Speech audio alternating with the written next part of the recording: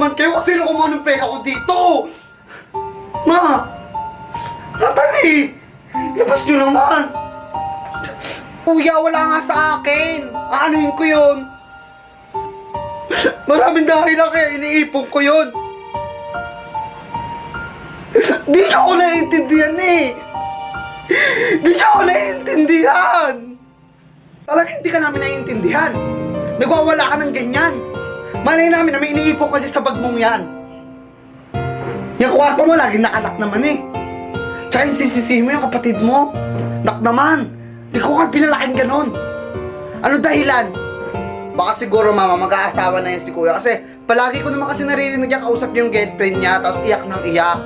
Ewan ko kung bakit. Baka siguro nabuntis niya, gusto makipagtanan, ayaw lang aminin. Oh, di ba?